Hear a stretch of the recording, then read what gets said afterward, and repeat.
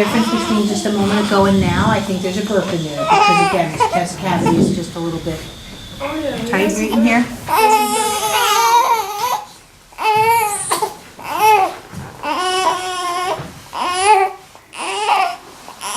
See a bit more same coming around? How do you burp?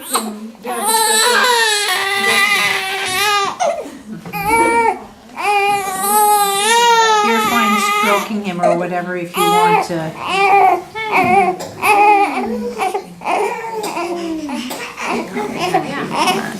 You suck on your finger though.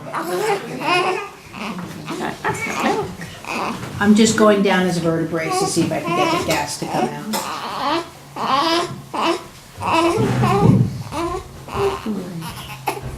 But see, as the chest is a bit stiff with that probably that bubble in there. And again, he's got gas. He's responding to a stimulant. But see how I can't rock his boat now through the spine is nice. See how the ribs, all the ribs come out to me.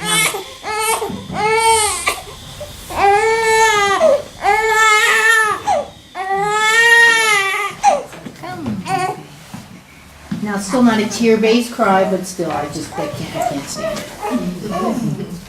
What's worse was when I was a mom and still nursing, you know, that I'd go like someplace like Walmart and it's like, I want to feed your baby. Can you please feed your baby? You know, and you're sitting there like, my milk's letting down. Come on.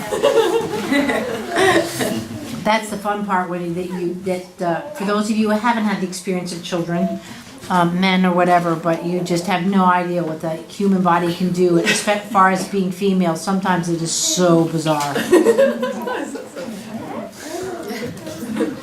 But that's what they did 100 years ago. I mean, like, I don't think like Queen Victoria ever breastfed, that they would bring in people to milk their babies. Yeah, lactation. And that's how that started, to be specialists. So the town that you were in, sort of like being here, you would be in trouble with not having a baby around or someone with a nursing to feed your kids. You have to move. I think that's what started it being not to think about children.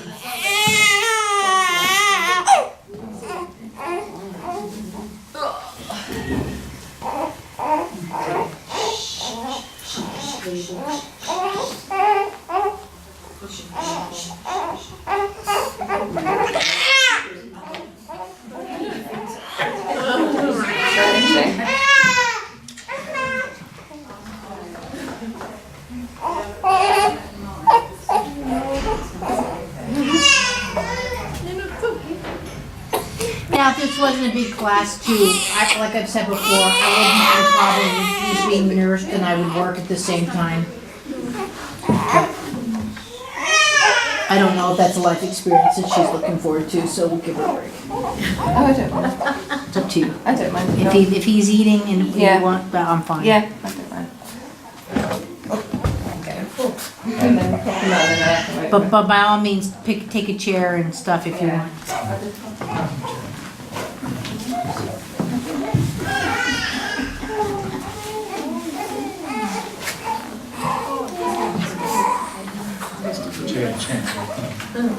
Yeah, or I can put a ball behind the table, or she can sit there as well.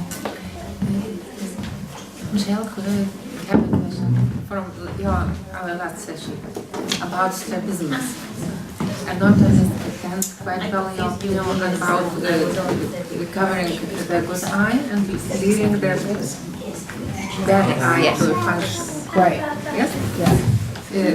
What is your opinion about that? Or maybe you only minded the time your dispatch on.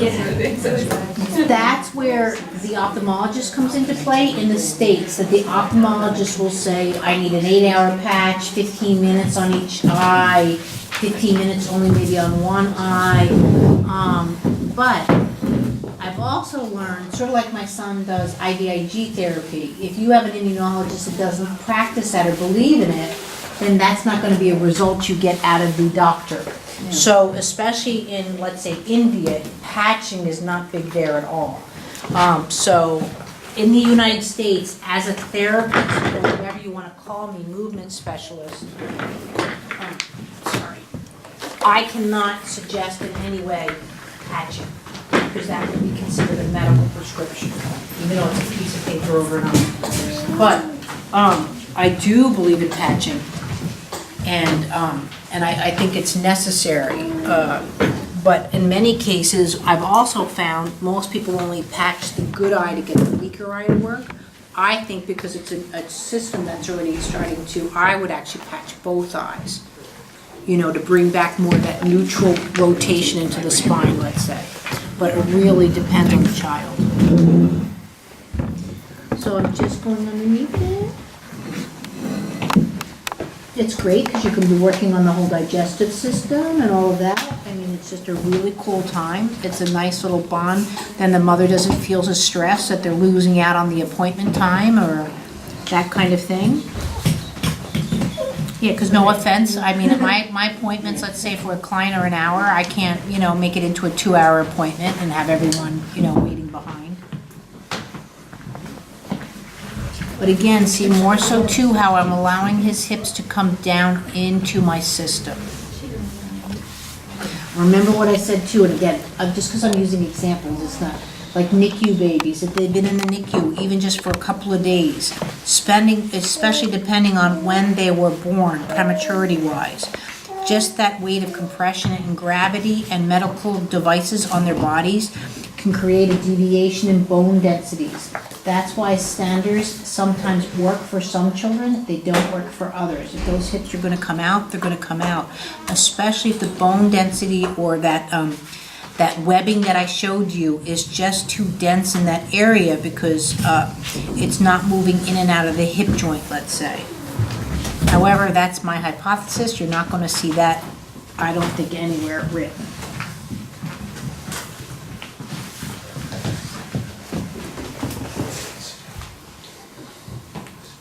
So just like I'm working on Ann's elbow, underneath the arm, there's no difference, really.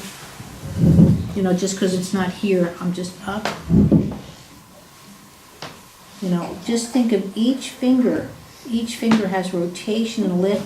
You really do not see me do this kind of a touch.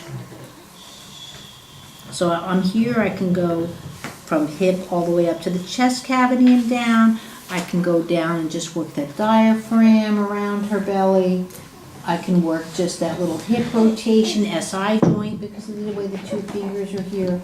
I really can throw my movements. No different than a pitcher or something. You can do a curveball, a fastball, or whatever is your, especially too if you're sensitive like you with the horses, you know, just the way you touch the reins and hold the reins, you can get a completely different response with the horse's vision to their gait, their, you know, really, the touch is much more powerful than you think it is if you really play with it. And like I said, you get the touch, play with the touch, just practice on people. Try and bring it into those if you have a practice. Watch the videos, even if it's just one a week, just to get, oh, okay, pick a theme. You know, whatever is your whole thing. But we'll really be going into now how to, quote, throw the touch and do specific, like if I wanted to work on his knee placement right now, you know, that I can get in there really and torque the trochanter through and the hip joint into the knee and then back out again, let's say, or foot placement the way she, and start working on that. He's just right here, he's just would be crawling up the set of stairs. Yeah. Are you thinking of his left knee or his right? Yeah. Now, I'm thinking that way as if because he's got his foot in the mom's wrist, that kind of thing. That's not to say that this leg is not being affected by Getting the counter. but I'm not sitting here going up, down, you know what I mean? I'm thinking, oh, if he was to push off his foot and come back again, and you might start to see me almost, in a sense, make that move through my body minutely. But even those little wee one, I hope to see, you see me that I'm actually moving versus just. Now, sometimes if I get like this, then yeah, you won't see much movement out of me. And let's say I'm really going after that spine. You see me crouch low, line a shot, almost like a little sniper. You know what I mean? Just going around the bushes. And I have to get that detailed work. But I wouldn't be, you know, I mean, detailed work back here, it's like looking over your spectacles, you know, or something like that. That you won't see much of. You're still rotating, your touch is still rotating along that detail. Yeah. Yeah. Like even there, I might be still, but see, what you're not at yet, and that just comes with practice, when I make a touch, it's almost like throwing a punch. So each touch of mine has that rotation. I'm never doing, you don't see me with the, Poking. you know, the poking, but joint work. Yeah. When I'm doing this, it might look like I'm doing this, but I'm actually doing this and this, see? Yeah. So there's gonna be a natural rotation that starts to come up, I like Right? I like it. yeah? So versus, So we started off doing the hand like that, and now you're going to fine detail where you're actually rotating. right, but even like you said with the hand, I'm there, you know, you don't You've got see me. rotation there as well. Yeah. Right. So now watch that again, see, I'm throwing like little punches in a sense. But see, even with that, you're gonna learn how to do the fingers way more versus the, not to correct you, but I'm just saying. They've got rhythm, they've got no rhythm. It has nothing to do with it. Yeah, but imagine dancers are there. Oh, You'll cool, look find at it. Vanessa yesterday, I couldn't do that if you tried, look at her, she looked like, she was like a, suddenly morphing into like some kind of butterfly, I mean. Mermaid. I mean, it's great to watch, I mean, that's why we go to these things, but. I think we should all paint our nails for a segment. You've been dying to do that, I think.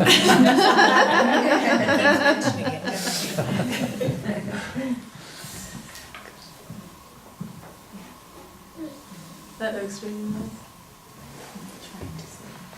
She seems really But see, though, he doesn't know I'm here, and this is what touch is. I'm touching him in a way where he doesn't know that he is not in this picture. That's why he's just nursing, he's just, you know, I'm just a part of his body, but I'm not interfering with his life.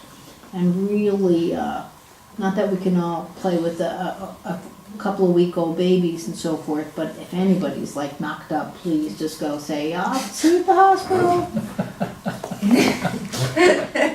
I'll be there. got his son that. But I really thought I was giving a demo on a healthy newborn in Bhutan, and they're like, oh, this is amazing.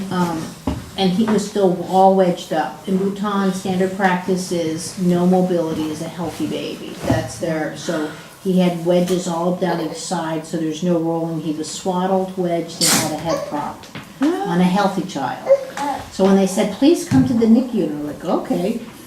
And afterwards, literally, I almost threw up, but Why is they doing that? Because they're not moving the room or what?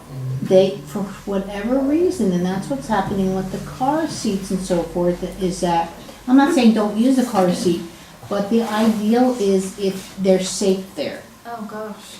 you know. And so, yes, this child had a wedge here, he was swaddled and still had a head. Crib, though? In the crib at, So that nobody would touch him or he would fall over. Or yeah, which is what, There's an earthquake or so you're taking away that person's. that's weird. So again, like, the earth is rotating, right? If I jump up, this wall is not gonna hit us, right? You know, if we jump. But we're going like, what, 1,000 miles an hour? I mean, this is where I knew my son here memorized those kind of stupid facts. I think around the equator, we're going like 1,000 miles an hour the way the earth's spinning. And, but if I go on top of a Mercedes, let's say, and try and stand, and they're doing 160, you know, I'll be dead, you know what I mean? Like the inanimate object. So again, do we put a baby in a crib and wedge him up and swaddle him up? Do we just really take away what we're meant to experience? They've done that with rabbits and things. They've done experiments where they restrict animals, and they've shown that affects their movement, their cognition. Yeah. Yeah, maybe I need to look at that more. But one thing I find interesting in the vision, they did a really interesting experience where they put a bunch of kittens in a box, and one box had horizontal lines and the other one had vertical Yeah. lines. Why I didn't. And I think after 8 weeks, Yeah. the to answer your question, they could no longer see the opposing lines anymore. They could only see horizontal or vertical. They couldn't see, like the vertical box cats couldn't see horizontal. That's weird. And they were messed for the rest of their life, you know what I mean? Because they just gave up. From newborns to I think 8 weeks. So it never develops. But it's kind of interesting, there are Inuits, the native American Indians, the Sames in Sweden. They had to have their babies like very strictly, on whatever.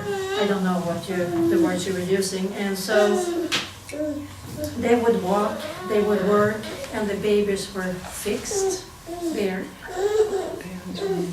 But they don't have those problems that they have. They do and they don't. What is interesting about with that is, I worked on a little girl, I think I mentioned it in this, or maybe I mentioned it in the check, maybe, I know I talked about it. So she was sick, she could have sold ice to Eskimos, but she got on my table belly first, and I said within 2 minutes, I said, this child never crawled. She was raised in South Africa, and her nanny papoosed her and didn't let her crawl. I'm just saying, this is right, yeah. Carrier. Same thing what you're saying, it's a papoose? Well, I don't think that they're caboosed 24/7. They are caboosed during the time when they need to work, maybe during the daytime or so. No, I know, I'm just saying. And then, but I mean, Inuits and Native Americans, I think they're using more body touch. No, but what I'm saying with this girl though, even though she could walk, she fell out of the bed. She could not ride a bicycle, she could not use scissors, and she was having problems with reading and writing. And you will see no offense to Native Americans, and I don't mean to be stereotypical, you're not seeing a level, let's say, of doctors coming out, like in Spain and so forth. You're not seeing a level of degreed peoples, or like in the US, you're not seeing the mathematicians. So even though they're, quote, developing okay, are they developing still at their optimal potential is the... Maybe I'm talking about, 100 years ago. I mean, today's world is very different Right. than what it was 100 years ago also. No, I'm just saying, it was interesting that I actually got to work on one child that she was prevented from crawling. She was papoose. And it was neat to see what she could not do, even though she was, quote, typical, but still where the gaps were. Just how important those development programs are in further on down the line. I've heard that about in China, that they prefer that the child does not crawl. They like it, they sit him there, like a big boy, and then just lift him in places. And they don't like it We've crawl. gone through centuries of this, from the foot binding, and yes, there's been all sorts of the long fingernails so you couldn't work. But also, don't you think that they would be getting more movement, even in the caboose when the parent is moving? Like there's at least the vestibular system is getting at least some input rather than not moved and still stationary rather than not moved but still getting movement of the parent doing a job or something. The Like a vestibular is sling. still getting some input rather than Especially when you're working, when you're bending over. you're doing some kind of That vestibular would motion. definitely. But also too, what you guys are learning here though, there are still going to be issues where certain kids aren't developing because they didn't evaluate the child. So there was trauma that happened during birth, or their nervous system didn't respond properly. It goes both ways. You are going to have neurological issues that are going to impede with the learning of gravity. But sort of what we're doing here, but they're not evaluating, so there's still not a clear-cut study to say, oh, I took 100 kids, I've raised them this way, and they all turned out neurotypically. Did they all only go to the 3rd grade? Did they go to the 8th grade? I go to India, like I said, and there's certain villages and stuff, which women or children, girls, will not get an education, let's say, past 8 years old. I've been to Bhutan where they've taken a child from India, and that's their help, a little 10-year-old. And they just kind of randomly teach her ABCs and whatever, but, it's just, life is interesting. You said about crawling and falling out of bed. Is that one of the things that if you don't crawl, you... Yeah, because the milestone of crawling also includes the milestone of falling. so that babies start learning that up and down. And so like when I first touched her and stuff, she didn't even know I was working like this on her back, and I would get the same response. That's why I was like, this girl, like her back wasn't talking to me. I'm like, she's never crawled. And I was still in my training. Like, what did I know? Like, I'm not going to see what. And they thought I was a spoon bender. They're like, how did you know that? And then, about the third lesson, she had 9 lessons total. But the third lesson, she looked at me and she's like, you're touching my butt. And I was like, you finally know you have one. And then at the end, because I didn't know that she was falling out of, or not knowing where the couch was, so she just didn't have a back end. And she's like, I don't fall any bed anymore because I see you, and like she was all proud of herself that that's what she got out of it. And they're like, she can ride a bike now, but you didn't work on that. And she could, again, I'm working on crawling. I don't expect them to turn around and crawl up the stairs. Catch up that developmental milestone that she missed. Well, again, her system.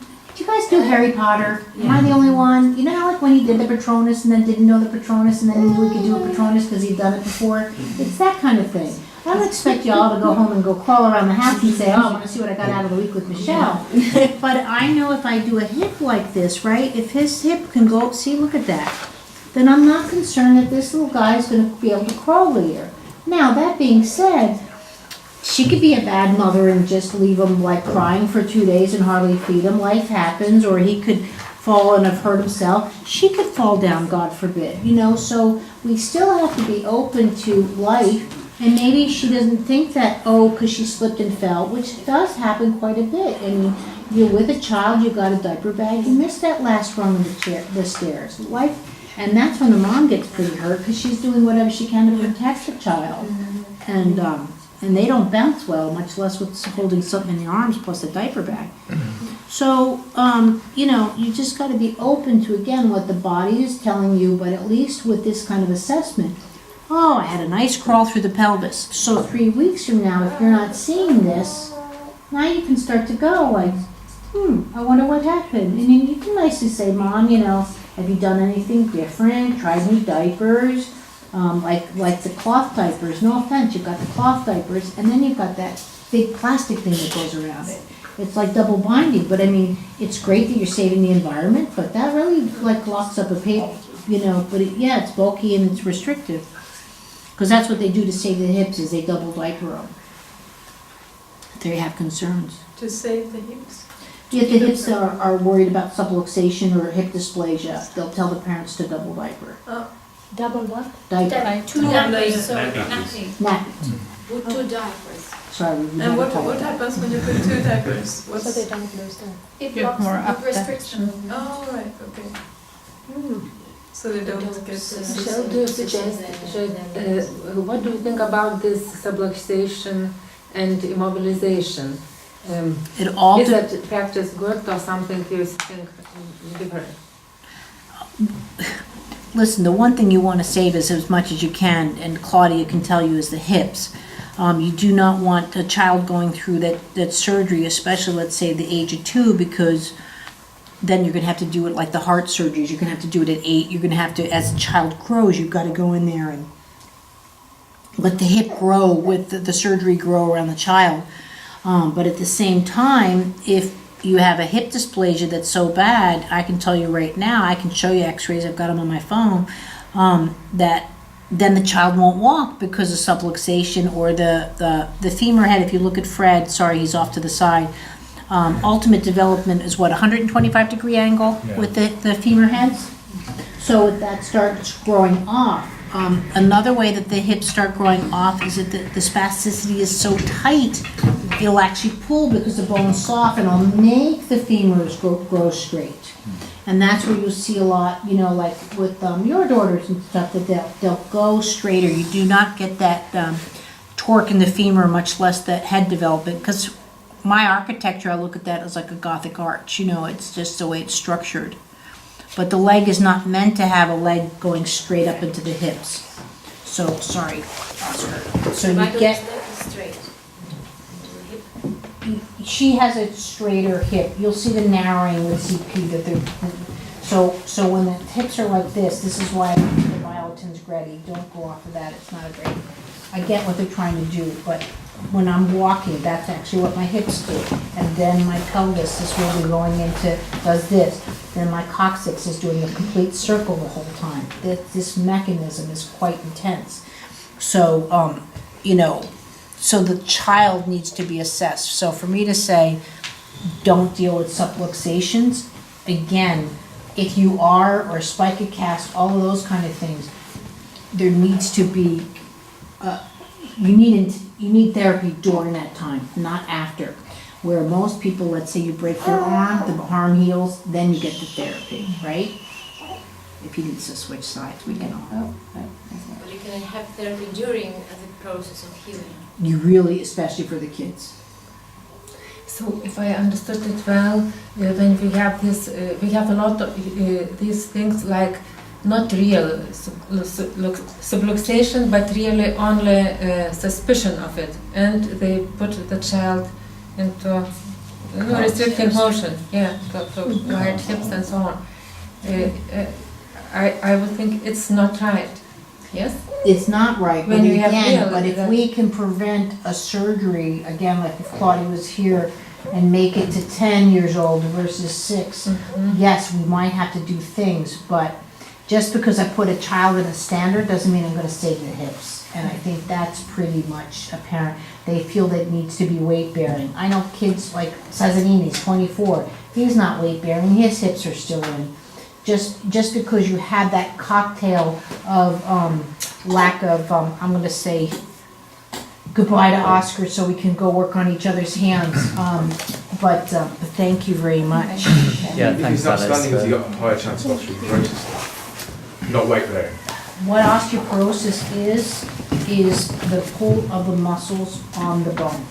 So this is a Feldenkrais thing, so if you're, I can sit down just to still get on camera, sorry. If I'm sitting here, right, when I'm sitting where I can tilt off my ischiums, my pubic bone strike, right, my bones are getting a very nice healthy pull against them. The second I go just even an inch forward, now my muscles are hanging off the bone. And so my bones, in a sense, like a cat paw, are not getting pulled upon, and that affects bone density. So if you notice with osteoporosis, also for every inch forward, now your head is 10 pounds heavier.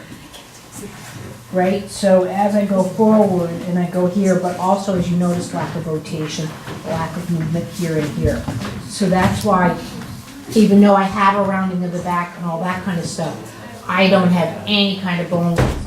I have a very healthy nervous system despite being crooked and whatever, because I play with these forces all the The time. physio's desperate to get Sarah in a stander because they're like, well, she's going to get osteoporosis, and they're really forceful about it. They're proper putting the guilt trip on. They'll put the guilt, and they could be right, but it all depends on Sarah, not as a general course of action.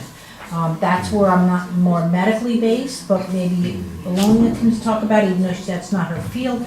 But just because you put it, I'm sure you can go out on Facebook and say, oh, your child wasn't in a stander, or it wasn't a standard, do you still have to do hips, do you still have to do whatever? And they could tell you that even though I did hours in the stander, I still had these issues. So please don't feel that it's a guarantee, but it has to be looked at for Sarah's case. And also, most people don't realize that many epileptic drugs cause osteoporosis. And so if you are on a seizure-based medicine, you really have to look that it's also causing issued bone density, which can be a whole nother cocktail.